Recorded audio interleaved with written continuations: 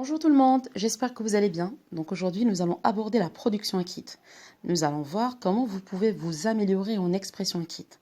Donc le titre de la vidéo d'aujourd'hui, c'est comment réussir sa production écrite. Merci d'être attentif. Donc avant de commencer, il existe un tas d'erreurs ou de fautes qui se répètent lors de la rédaction écrite qu'il faut vraiment éviter. Donc premièrement, vous commencez à écrire sans bien comprendre le sujet ou ce qu'on vous demande d'écrire, ce qui donne des rédactions hors sujet.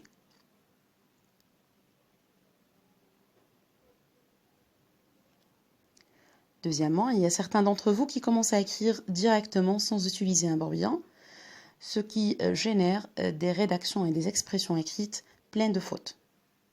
Troisièmement, vous écrivez des phrases qui sont longues. Donc la majorité d'entre vous pense que si on écrit des phrases longues, ça va attirer l'attention du lecteur ou du professeur, alors que c'est le contraire. Quatrièmement, vous n'utilisez pas des connecteurs logiques et de la ponctuation, ce qui donne des rédactions incompréhensibles. Et puis l'erreur la plus fréquente, c'est la traduction. Donc on vous demande d'écrire des sujets en français, et il y a des élèves qui formulent des idées en arabe et les traduisent en français, ce qui donne des formulations erronées.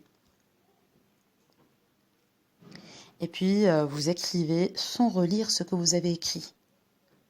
Ce qu'il faut savoir, c'est lorsqu'on vous demande d'écrire ou de rédiger un sujet, on ne vous demande pas d'être des auteurs, mais on vous demande juste de respecter les principes de base de rédaction. Ça veut dire écrire dans une langue qui est correcte et compréhensible, utiliser une orthographe correcte, employer un vocabulaire courant et bien sûr utiliser la ponctuation. Donc pour s'améliorer en rédaction, il faut poser un plan. Ça veut dire avant de commencer à écrire, je dois organiser mes idées et je commence toujours par l'introduction, puis le développement et finalement la conclusion. Deuxièmement, l'utilisation des connecteurs logiques. Donc, ils servent à relier les idées et les événements les uns aux autres et ça rend ma rédaction plus compréhensible. Je peux utiliser les connecteurs logiques d'énumération, de cause, de conséquences, d'addition, etc. Et ça, on va le voir concrètement dans les prochaines vidéos. Il faut soigner la présentation et ça, on peut le faire en utilisant la ponctuation, l'alinéa, c'est l'espace ou le blanc laissé au début de chaque paragraphe. Ça sert aussi à séparer l'introduction avec le développement, etc.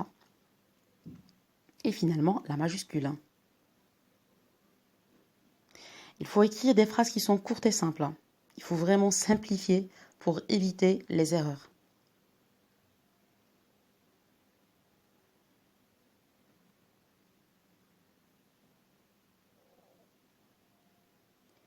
Et finalement, il faut relire les phrases plusieurs fois. Donc en faisant ça, ça nous permet de vérifier les fautes d'orthographe, de vérifier les fautes grammaticales, vérifier les accords des verbes, des participes passés, des adjectifs, etc.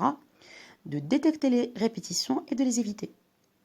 Et donc voilà, il ne vous reste plus qu'à vous entraîner. Et ça, on va le voir plus concrètement dans les prochaines vidéos. Je vous remercie beaucoup pour votre attention et je vous dis à très bientôt.